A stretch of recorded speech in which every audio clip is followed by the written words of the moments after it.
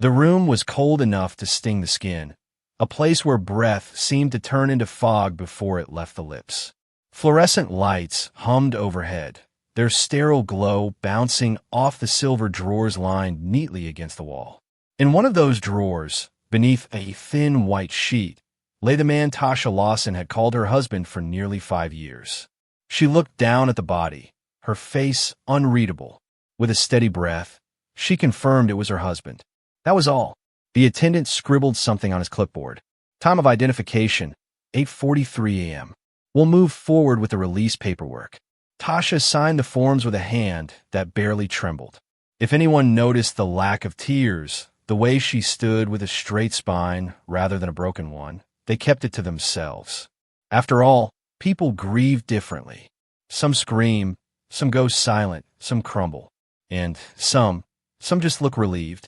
Outside, the morning sun felt almost blasphemous, warm and golden, as if mocking the darkness inside the morgue. Tasha pulled her coat tight around her shoulders and walked toward her car, the keys cool in her palm. She slipped behind the wheel and sat there for a long moment, staring at her own reflection in the rearview mirror. Her face showed all the right signs: slightly swollen eyes from a restless night, lips pressed together in forced composure. She practiced a single sigh before turning the ignition, the kind of sigh that said, "I'm trying to be strong." By the time she reached home, her phone buzzed with messages. Friends, family, church ladies who had heard whispers. "I'm so sorry for your loss. Praying for you, sis. He was such a good man." Tasha responded to each with brief, perfectly pitched replies. She even posted a picture of Derek holding their son Malik on her Facebook page with a caption, "I don't know how to go on without you." The comments poured in by the dozens, sympathy weaving itself into the narrative of a widow left too soon. But behind the closed curtains of the modest Lawson home, the air was different. Malik, only 5 years old, asked where Daddy was. Tasha pulled him close, smoothing his hair, whispering that Daddy had gone to heaven. The boy cried, and she led him, her eyes distant, already calculating. Derek's life insurance policy was worth $750,000. Enough to wipe out debts, move them into a better house, start fresh. She had looked over the paperwork more than once, memorizing the steps that would unlock the payout. She told herself it wasn't greed, it was survival. After all, hadn't she spent years alone while Derek chased money on the rigs, leaving her in an empty bed night after night? Didn't she deserve something back for all those years of sacrifice? Neighbors saw her outside later that afternoon, speaking in hushed tones with a visiting pastor. She clutched his hand, eyes cast down, playing the part of the grieving wife with precision. If there was a flicker of calculation behind those eyes, no one dared mention it. They only saw a young widow, left with a child and no husband. And yet, the city seemed to hum with something unsaid, a current of tension just beneath the surface. People whispered about how strange it was that Derek, so young and strong, could die suddenly. Some blamed the brutal nature of offshore work, the danger of the rigs. Others nodded solemnly, saying, "You never know when it's your time." For Tasha, every whispered condolence was another step closer to freedom, another brick laid on the path she believed would lead to a new life. She moved with quiet determination, organizing documents, contacting the insurance company, even making a few discreet calls about houses for sale in better neighborhoods. But what Tasha didn't know, what she could never have imagined in that carefully rehearsed performance of sorrow, was that the story wasn't over. Because 3 days after she stood in that morgue, nodding over the cold body of her husband, there would be a knock at her door. And when she opened it, Derek Lawson, the man she thought she had buried, would be standing there alive, looking straight into her eyes, carrying the weight of betrayal she could never talk her way out of. Derek Lawson was the kind of man people in town described with a single word: dependable. He was broad-shouldered, dark-skinned, his palms permanently roughened from years of labor. For most of his 20s, Derek had been chasing one thing: security. The oil rigs off the coast paid better than any warehouse, factory, or mechanic's job he'd ever landed. He worked 2 weeks on, 2 weeks off, sometimes longer stretches when the company was short-staffed. The money was steady, the benefits decent. For a young father trying to build a future, it felt like the only path forward. But security came with a cost, and it was one Derek never really measured until it was too late. Each time he kissed his wife goodbye, each time he lifted little Malik in his arms and told him to be good for mommy, Derek left behind a growing emptiness inside the Lawson home.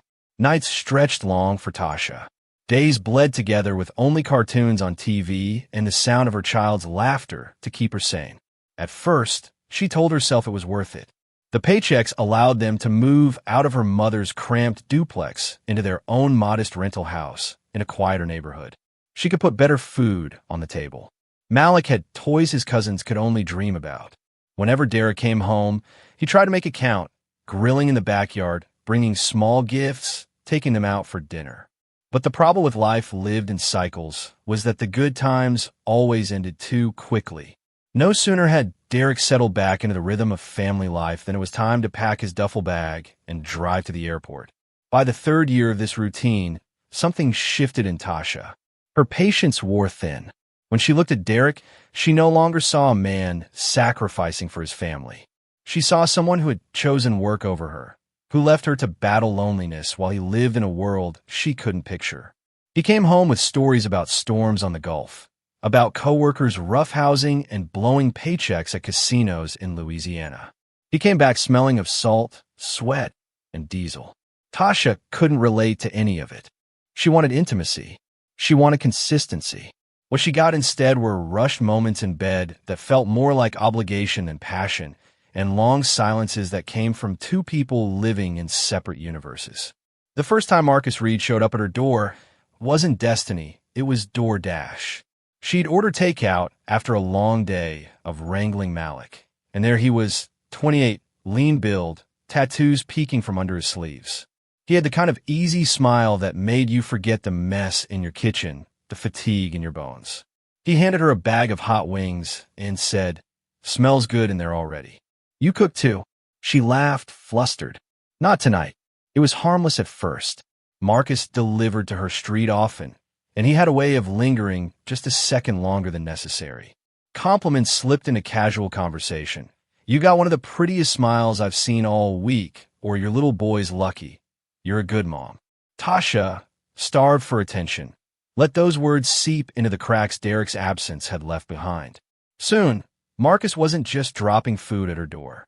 He was leaning against the porch railing, chatting while Malik watched cartoons inside. One night, after Malik fell asleep early, Marcus sent a text. "You still up?" She hesitated, then typed back, "Yeah." Within minutes, his headlights cut across her driveway. What followed was messy, quick, and electric. They kissed in the kitchen like teenagers, her back pressed against the counter, his hands exploring with urgency.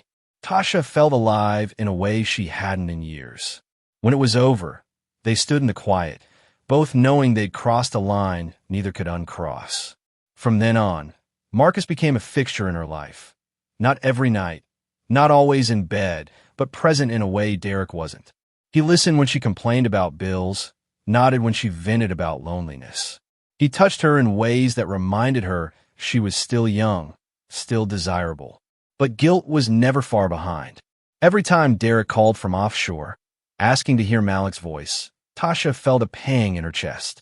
Every time she lay beside Derek during his brief stints home, she wondered if he could smell Marcus on her skin, if he noticed how distracted she'd become.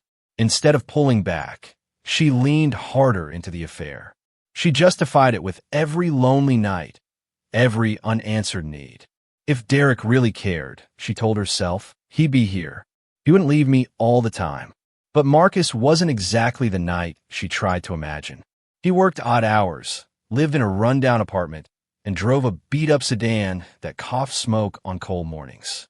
He had his own demons, traffic tickets, missed rent payments, ex-girlfriends who called at 2 a.m. Still, compared to Derek's ghost-like presence, Marcus felt tangible, exciting. The cracks in her marriage widened. Derek noticed Tasha pulling away. He chalked it up to stress, to the fatigue of raising a child alone, never daring to consider that another man had filled the void. He promised her vacations once he saved enough. He suggested she join a church group to keep busy. He told her things would get better. But for Tasha, better wasn't enough anymore. She wanted more than Derek could ever give. The affair had awakened something dangerous in her, a hunger not just for love, but for freedom. And slowly, quietly, her frustration began to take shape as a thought she couldn't ignore. Life might be easier without Derek at all. It started as a whisper in her mind, quickly becoming a question she floated aloud to Marcus when they were tangled in sheets at his apartment. What if he didn't come back one of these times? Marcus had laughed nervously, brushing it off. But the seed was planted, and Tasha, lonely wife, devoted mother, secret lover, began watering it with every sigh, every cold dinner eaten alone, every silent night staring at the ceiling beside an empty pillow. It was a Saturday night when the thought first slipped from Tasha's lips, not as a joke, not as idle frustration, but with the weight of intent. She and Marcus were sprawled across his worn-out couch, the flicker of a muted television painting their skin in pale light. She was twirling the condensation from a beer bottle with her finger when she murmured, almost casually, "You ever wonder what would happen if Derek didn't come back from the rigs one day?" Marcus stiffened. He thought she meant it as a sigh of weariness, but her eyes, steady, cold, calculating, told a different story. "What do you mean?" he asked carefully. She shrugged, her voice low. "He's insured. $750,000. Life insurance. Enough to change everything for me and Malik." Her lips curled into something between a smile and a sneer. "Enough for us." Marcus felt a shiver crawl across his skin. The words lingered in the room long after she spoke them. He tried to laugh it off, said, "Girl, don't talk like that." But deep down, he knew she wasn't joking. Over the next few weeks, the conversations returned like vultures circling.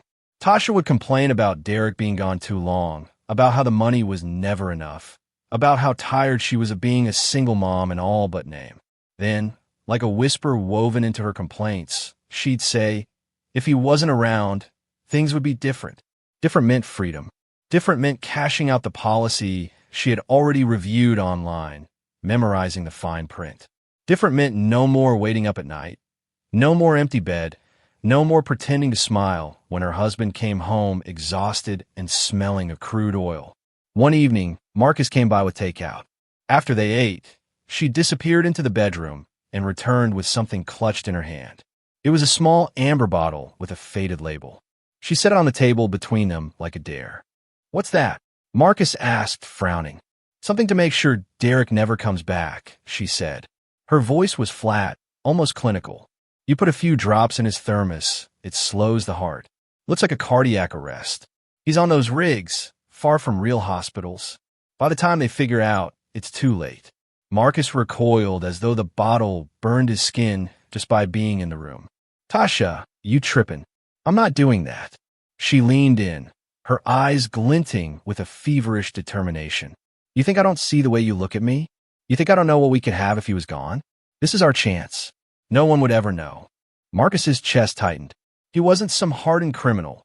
He was a delivery driver with overdue bills and a beat-up car. The idea of killing a man, especially one who had done nothing to him, churned his stomach. But the way she spoke, the way she pressed his hand around the bottle, made him realize she wasn't bluffing. From that moment on, Marcus lived in quiet dread. Every text from her carried an undertone he couldn't ignore. "We need to do this. Are you ready?" Each time, he deflected, dodged, tried to stall. But she was relentless, weaving her plan tighter, testing his loyalty.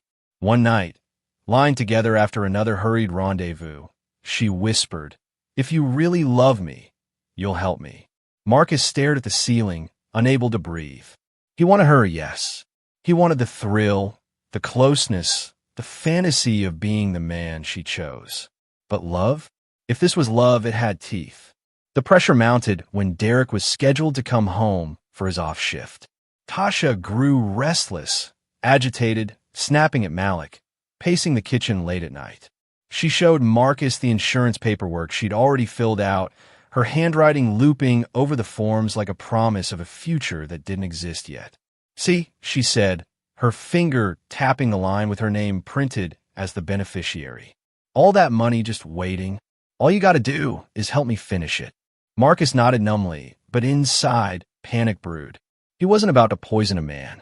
He wasn't about to tie his life to a crime that would bury them both. The breaking point came when she shoved the bottle into his backpack one night, her voice sharp. Take it. Next time he comes home, you know what to do. Marcus left her house with his heart pounding, the weight of the bottle pressing against him like a curse. He drove around aimlessly for an hour before pulling into a quiet gas station. Sitting under the harsh glow of the overhead lights, he stared at his reflection in the rearview mirror. He saw a man trapped. That was when he made his decision. The next morning, Marcus walked into the local police precinct, bottle in hand. He told them everything about the affair, about Tasha's plan, about the insurance money. His voice cracked as he admitted he'd gone along too far, that he was terrified. The detectives listened, exchanged glances, and then leaned forward with a single question. Would you be willing to help us stop her? Marcus hesitated only a moment before nodding, because by then, he knew the truth. If he didn't turn her in, he'd be dragged down with her. Marcus didn't sleep the night after he handed the amber bottle to the police. He lay in bed staring at the ceiling, every muscle taut with dread. He kept replaying Tasha's voice in his head, low, determined, sharp as broken glass. If you really love me, you'll help me. Now, he had chosen a side, and he wasn't sure if it made him safer or put him directly in the line of fire. At the precinct, the detectives moved quickly. They'd seen enough domestic murder-for-insurance plots to know how fast things could escalate. The bottle was bagged as evidence, sent to the lab for analysis. Early results confirmed what Marcus had feared. It contained a compound capable of inducing cardiac arrhythmia, the kind of sudden heart attack that might be written off as natural causes if no one looked too closely. Detective Angela Moreno, a veteran with a sharp eye and a voice that carried authority, leaned across the table toward Marcus. If she's serious, she won't stop. We need to build this case airtight. That means we'll need you to play along. Text her back. Act like you're still in. Can you do that? Marcus's throat went dry. He wanted to say no, to run, to pack up and vanish. But he also knew they couldn't nail her without proof. Finally, he nodded. Yeah, I'll do it. Just don't let her set me up. The plan the detectives drew up was bold, maybe even reckless. They decided to stage Derek's death, to catch Tasha in the act of claiming the money she'd been plotting to collect. But to do that, they needed Derek himself. 2 days later, Derek Lawson was escorted into a back room at the precinct, still smelling faintly of diesel and salt from the rig.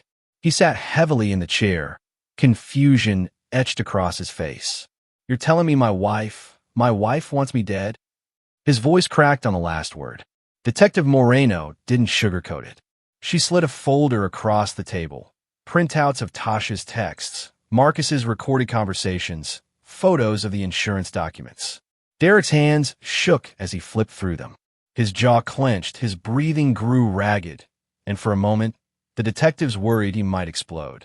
Instead, Derek went very still. His eyes, usually warm and steady, turned hard. What do you need me to do? He asked. The plan required precision. A medical examiner, sympathetic to the investigation, agreed to assist. They would administer a powerful sedative to Derek, lowering his pulse and making him appear lifeless. Makeup and strategic bruising would sell the illusion of a sudden collapse. Official paperwork would be doctored, and one carefully staged viewing at the morgue would give Tasha exactly what she wanted, the confirmation that her husband was dead. It wasn't just theater. It was a trap. The night before the operation, Derek sat alone in his truck outside his house, staring at the lit windows where Tasha was putting Malik to bed. He thought about walking inside, scooping up his son, and never looking back. But instead, he gripped the steering wheel until his knuckles whitened. He had to see this through. If she wanted him gone so badly, then he'd give her what she asked for, just not in the way she expected. The morning of the setup, paramedics and detectives gathered in a secluded wing of the hospital. Derek lay back on the gurney, heart pounding as the doctor prepared the injection. It'll feel like you're drifting off to sleep, the doctor said, but we'll monitor you every second. You'll be safe. Safe. The word felt foreign. As the sedative coursed through his veins, Derek's body slackened, his breathing shallow. Pale makeup was applied, false contusions painted onto his skin. By the time the sheet was pulled up to his chest, he looked every bit the corpse of a man cut down too young. A police photographer snapped pictures for the file. Detective Moreno glanced at the display and gave a short nod. "Looks good. Let's move." The next hours blurred into a macabre choreography. Derek's body was transported to the morgue. His name went into the system as deceased. A call was made to Tasha. Her husband had died suddenly offshore. She was needed to identify the body. Marcus, wired for sound, stayed close, his role critical. He texted her condolences, played the concerned lover, and waited. When Tasha finally arrived at the morgue, Moreno and two officers watched discreetly from a distance. She walked in with a composure that chilled even a seasoned pathologist on duty. No trembling hands, no frantic questions. She looked down at Derek's face, tilted her head slightly, and said, "Yes, that's him." The signature she scrawled on the release forms was the final stroke on the canvas of her guilt. Afterward, the police let her leave. They needed more. They needed her to act on the supposed death, to start moving toward the money. And Tasha, true to form, wasted no time. Within 24 hours, she was posting grief-stricken tributes on social media, drumming up sympathy from friends and family. Within 48, she had already contacted the insurance company. Detective Moreno gathered the team in the briefing room. "She's biting," she said, tapping the timeline on the whiteboard. "We give her a couple more days. Let her get comfortable. The second she makes a move toward cashing in, we spring the trap." And Derek, she turned to the husband, who sat silently in the corner, still pale from his ordeal. "That's when you're going to knock on her door." Derek lifted his eyes, full of something the detectives could only describe as grief sharpened into steel. "She wants to see me dead," he said, his voice low. "Fine. Let her think she's got her wish. Then I'll be the one standing there when the truth comes down." And so the pieces slid into place. A grieving widow rehearsing her lies. A secret lover turned informant. A husband playing ghost for the sake of catching a predator in his own home. The Lawson household, once just another quiet suburban address, was about to become the stage for one of the most chilling stings the county had ever pulled off. The morgue smelled of bleach and something heavier, something that clung to the back of the throat no matter how deeply you tried not to breathe. The fluorescent lights buzzed overhead, throwing a pale, merciless glow across stainless steel tables and the quiet rows of drawers. It was the kind of place that stole the warmth from the skin and left only silence in its wake.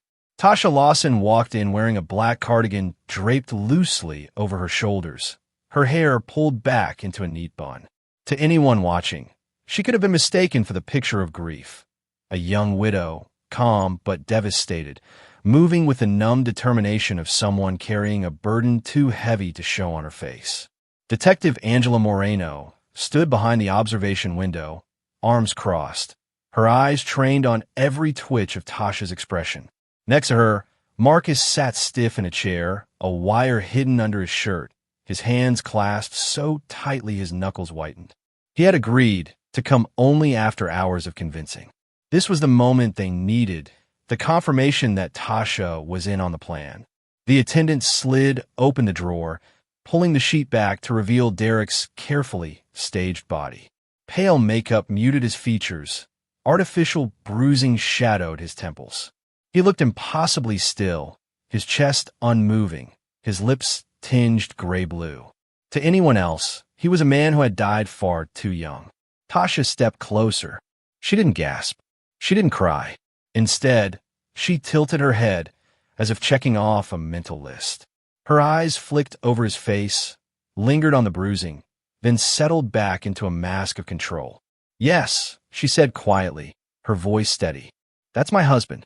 The attendant scribbled the confirmation on the clipboard, his tone respectful. "We're sorry for your loss, Mrs. Lawson. We'll proceed with the release forms." Tasha took the pen with a steady hand, signed her name in quick, fluid strokes. For a moment, she rested her palm on the edge of the cold metal drawer, not in tenderness but almost in acknowledgement, like a businesswoman finalizing a deal. Then she stepped back, pulled her cardigan tighter, and exhaled the kind of sigh people expect from the bereaved. Behind the glass, Detective Moreno narrowed her eyes. She had seen widows break down, collapse to the floor, scream so loud their voices tore. But this one was different. No trembling, no hysteria. Just a faint flicker of something else in her gaze, relief. Later, in the hallway, Tasha paused long enough to dab at her eyes with a tissue before walking briskly toward the exit. Marcus's phone buzzed a few minutes later. It was a message from her. It's done. He's gone. We're free now. The detectives exchanged a look. They had their confirmation, but they needed more. They needed her to act like a widow, to chase the money, to put herself squarely in the trap. And Tasha didn't disappoint.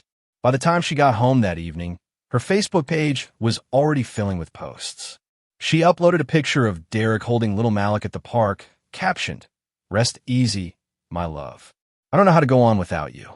The comments poured in, friends, family, church members all offering condolences, prayers, support. She replied to each with carefully chosen words of gratitude. But her phone activity told a different story. Within hours, she was on hold with Derek's life insurance company, confirming the policy details, asking for the procedure to file a claim. She texted Marcus later that night. "We'll be okay. I'll take care of everything. Just a few weeks, and we'll have what we need." Marcus stared at the glowing screen in the dark of his apartment, bile rising in his throat. He wanted to throw the phone across the room, to scream that he wanted no part of this anymore.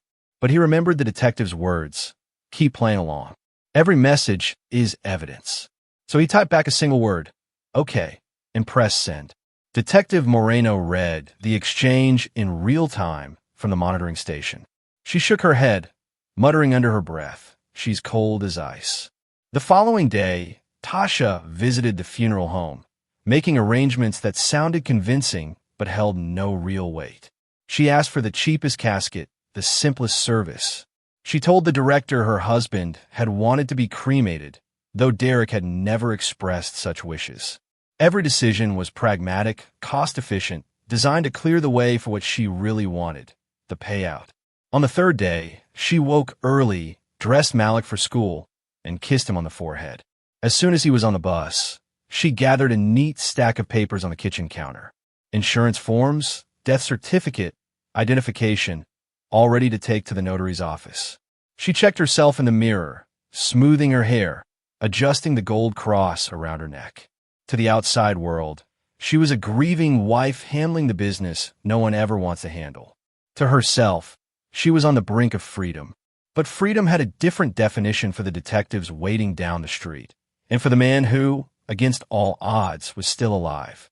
At that exact moment, Derek Lawson was pacing in a safe house, his hands shaking as he imagined his wife signing away his life. The makeup was gone, the sedative worn off, but the image of her nodding over his body seared into his brain like a brand. She didn't even flinch, he whispered to Detective Moreno. Didn't even blink. The detective laid a steady hand on his shoulder. "That's why we needed you to see it. She's making her move now. Next time she opens that door, it won't be to freedom. It'll be to you." And with that, the trap began to close. The morning air carried the kind of stillness that only comes after rain. Fresh, clean, deceptively calm. Inside the Lawson house, though, the atmosphere was anything but. Papers were spread across the kitchen table, each one neatly aligned, as if Tasha believed order would disguise the chaos beneath her plan. The death certificate, the insurance claim forms, a copy of her driver's license clipped to the packet. She had rehearsed this moment in her mind for months, walking into the notary's office, signing her name, and stepping into a future free of Derek. She poured herself a cup of coffee, staring at the steam as it curled upward. Malik was at school. The house was silent. She whispered to herself, "Just a few more steps." Then she tucked the papers into a manila envelope, smoothed the edges, and slipped on her shoes. From the street, two unmarked cars idled quietly, watching. Detectives Angela Moreno and her partner, Officer Daniels, waited for the signal. Across town, Derek Lawson stood inside a holding room at the precinct, chest tight with dread. He had insisted on being there, on facing her himself. She needs to see me, he told Moreno. If she thinks I'm gone, then seeing me alive will break her mask. By 9 o'clock, Tasha was ready to leave. She locked the front door behind her, envelope clutched tightly, and turned toward her car. That's when she saw the first figure approaching the porch. It wasn't a detective. It wasn't Marcus. It was Derek, alive, breathing, eyes locked on hers with a fire she had never seen before. The manila envelope slipped from her hand and hit the concrete with a flat smack. Her body went rigid, a strangled gasp tearing from her throat. No, you're dead, she stammered, backing against the door as though distance could erase what she saw. Derek stepped closer, his voice raw. You wanted me dead, Tasha. You signed the papers. You stood over me and didn't shed a tear. Her legs buckled. No, you don't understand. I thought. Save it. Detective Moreno cut in, stepping from the side yard with her badge raised. 2 more officers followed, one already reaching for the cuffs. Tasha Lawson, you are under arrest for conspiracy to commit murder, attempted insurance fraud, and solicitation to commit homicide. The neighborhood, quiet until now, began to stir. Curtains twitched. A dog barked down the block. One neighbor, a middle-aged woman in a bathrobe, stepped out onto her porch just in time to see Tasha collapse to her knees, hands clawing at the air. Derek, please, she cried. I did it for us, for Malik. I couldn't live like this anymore. Always alone, always waiting for you to come home. I thought. But Derek's face hardened. You thought $750,000 was worth more than me. You thought being alone was worse than being a widow. You didn't just give up on us. You buried me alive. Tears streamed down her cheeks, but they were too late.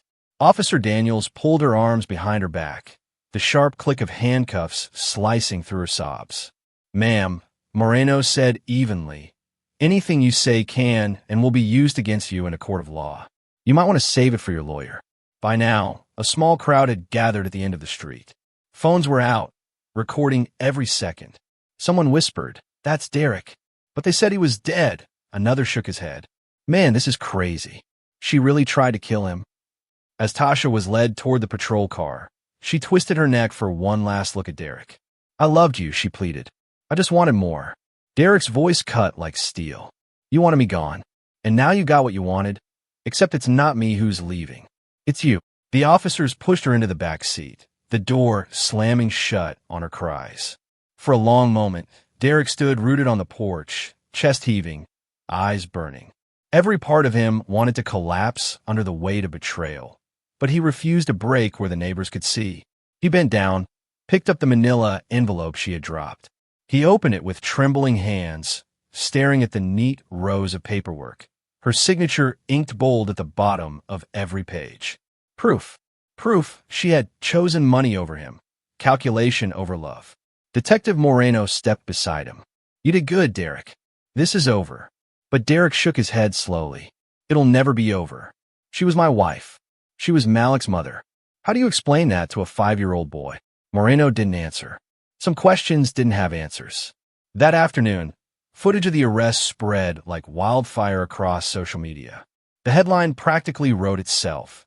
Local wife arrested after husband she identified as dead shows up alive.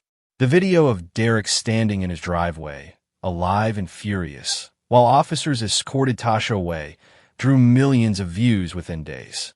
In a Lawson neighborhood, whispers turned to stunned silence. Some neighbors shook their heads, muttering about greed. Others whispered that Tasha had always seemed too calm. Everyone agreed on one thing. Nothing like this had ever happened here before. And in the quiet of his living room, Derek sat with Malik on his lap, the boy tugging at his shirt. Daddy, Malik asked innocently, why was Mommy crying? Derek pulled his son close, his throat tight, staring at the spot on the carpet where the envelope had landed. Because, son, he said softly, sometimes people cry when they get caught doing something very, very wrong. Malik didn't fully understand. He just curled into his father's chest, safe, unaware that his life had just been rerouted forever. Outside, the flashing lights faded, and the Lawson home, once a place of ordinary struggles, stood as the backdrop for a sting operation that would be talked about in classrooms, precincts, and training seminars for years to come. The courthouse in Harris County was packed the morning the trial began. The Lawson case had already captured headlines across the state. Wife identifies husband's body, only for him to return 3 days later. By the time jury selection was over, every seat in the gallery was filled with reporters, neighbors, and curious onlookers. People whispered as Derek walked in holding the hand of little Malik, his face solemn, his body stiff as if carved from stone. On the other side of the aisle, Tasha entered in a beige prison jumpsuit, her hair pulled back, her eyes darting nervously across the room. The prosecution wasted no time setting the tone. Assistant District Attorney Carla Hughes addressed the jury with a voice steady and sharp. Ladies and gentlemen, this case is not about grief. It is not about loneliness. It is about calculation. The defendant, Mrs. Tasha Lawson, conspired to murder her husband for the sum of $750,000. She solicited the help of her lover. She signed the papers. She confirmed the body. And she believed she had gotten away with it, until the man she tried to erase walked back into her life. The jury's eyes followed her hand as she pointed toward Derek, who sat silently at the witness table. Tasha shook her head slowly, whispering to her attorney. When it was the defense's turn, her lawyer, a seasoned but weary man named Alan Price, stood. Tasha Lawson is not a monster. She is a young woman left alone, abandoned by a husband who chose work over family. She fell into a bad relationship. She said things she didn't mean. The state will try to paint her as cold and calculating, but what you'll see is a woman broken by years of loneliness and despair. This is not murder. This is a cry for help. But when the evidence began to roll out, the cracks in that narrative grew wider than any sympathy could cover. Marcus Reed took the stand first. His hands trembled as he recounted the affair, the nights of whispered conversations, the moment she handed him the amber bottle. She told me it would look like a heart attack, he said, voice breaking. She said it was the only way for us to have a future together. I couldn't go through with it. That's why I went to the police. The prosecutor displayed the bottle in its evidence bag. This was tested by our crime lab. It contained a substance capable of inducing cardiac arrest within minutes. Do you deny this, Mrs. Lawson? Tasha's lawyer objected, but the damage was done. The jurors leaned forward, their faces tense. Then came the text messages, dozens of them displayed on a large screen. If he didn't come back, we'd be okay. The policy is enough for us to start fresh. Just a few drops, Marcus. That's all. Gasps echoed through the courtroom as the words hung in the air. Tasha stared down at her hands, tears finally streaking her cheeks. When Derek took the stand, the room went silent. He wore a simple suit, his broad frame filling the chair, his voice thick with emotion. He told the jury about the moment he was shown the texts, the agony of lying still under a sheet while his wife confirmed his death, the disbelief of realizing the woman he loved wanted him gone. She looked at me in that morgue, he said, his voice shaking, and she didn't even blink. That's not grief. That's not despair. That's betrayal. I gave everything I had of my family. I worked myself to the bone so she and my boy could have a better life. And this is what she thought I was worth, a paycheck. Even the defense attorney couldn't meet Derek's eyes. The trial lasted 6 days, but by the end, the outcome was clear. The jury deliberated for just over 3 hours before returning with a verdict. Guilty on all counts: conspiracy to commit murder, solicitation, and attempted insurance fraud. When the judge read the sentence, his words carried the weight of finality. Mrs. Tasha Lawson, you are hereby sentenced to 35 years in the custody of the Texas Department of Criminal Justice. You will not be eligible for parole for 25 years. The gavel struck, and the sound seemed to reverberate through the room like a closing door. Tasha collapsed into her chair, sobbing openly now, her earlier composure shattered. Please, she whispered, though no one could hear her over the shuffle of the courtroom. Derek didn't move. He sat stone-faced, staring ahead as if he had already buried her in his mind. Outside the courthouse, reporters swarmed. Cameras flashed as Derek carried Malik in his arms, the boy clutching his father's shirt, confused by the frenzy. Do you have any statement, Mr. Lawson? One journalist shouted. Derek stopped, his voice steady but heavy. I loved her, he said simply. I trusted her, and that trust ended in blood. I'll spend the rest of my life making sure my son knows what loyalty means, even if his mother forgot. The clip would run on every evening broadcast, a soundbite etched into the public's memory. And as the prison van drove away with Tasha inside, chains clinking softly, the story of the woman who buried her husband alive only to watch him walk back through her front door had reached its grim conclusion in the eyes of the law. The courthouse emptied out slowly that evening, but the echoes of the trial lingered far beyond its walls. In the weeks that followed, the Lawson case became more than just another line in the crime blotter.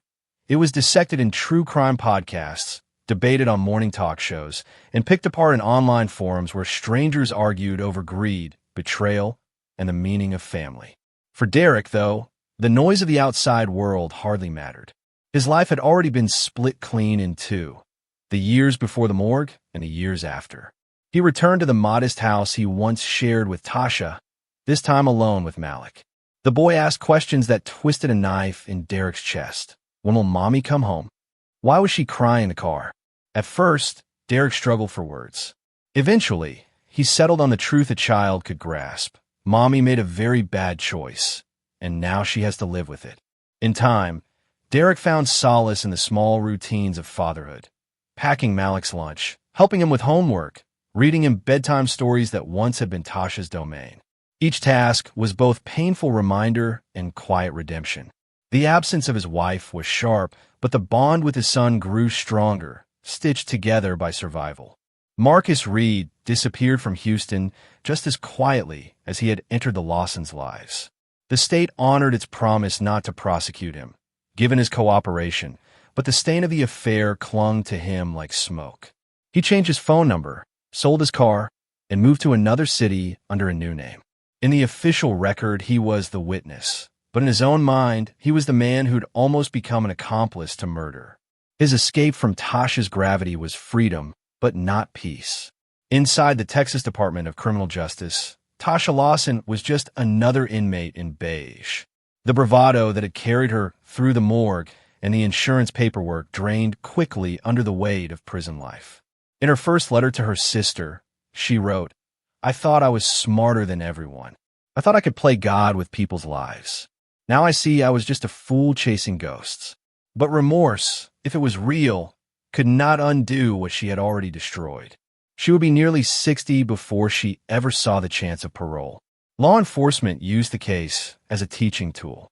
At police academies, instructors held up the Lawson sting as a textbook example of how to flip a co-conspirator, build a case with airtight evidence, and execute a resurrection sting, where the intended victim plays a role in exposing the crime. Rookie detectives leaned forward in their seats as the videos were replayed, the widow calmly identifying her husband's body, the stunned collapse when he appeared alive on her doorstep. It was the kind of case that left a mark on everyone who studied it. For the Lawson neighborhood, the story became local legend. Long after the media trucks left, neighbors still recalled the day patrol cars swarmed their quiet street. The image of Derek standing alive on the porch while Tasha screamed from the back of a squad car. Some said they'd always suspected something off about her composure. Others simply shook their heads, muttering about what people will do for money. And for Derek, the lasting scar wasn't the headlines or the whispers, but the way trust itself had been broken. At night, after Malik was asleep, he sometimes found himself staring at the same kitchen table where Tasha had once spread out the insurance forms. He wondered how many times she'd looked at him while secretly planning his death. He wondered how he hadn't seen it sooner. Yet, amidst the wreckage, there was resilience. He began volunteering at a local support group for single fathers, sharing his story in cautious fragments. He talked about betrayal, about survival, about the strength it took to keep going when the person you loved most wanted you gone. And slowly, other men nodded, recognizing themselves in his words. The Lawson case eventually faded from the front pages, but its shadow remained. In true crime circles, it became shorthand for the ultimate double cross. The wife who tried to bury her husband alive, only to have him knock on her door 3 days later. And in the quiet of his son's laughter, in the fragile moments of peace after so much chaos, Derek found the smallest ember of hope. Not for reconciliation, Tasha was gone forever, but for healing. For teaching Malik that loyalty still mattered, that love could survive betrayal, that sometimes the only way forward was to carry the weight and keep walking. "Daddy," Malik said one night as Derek tucked him in, "are we going to be okay?" Derek smoothed his son's hair, his voice steady. "Yes, son, we're going to be okay. As long as we have each other, we'll always be okay." It wasn't the life he had imagined, but it was life. And for Derek Lawson, that was enough.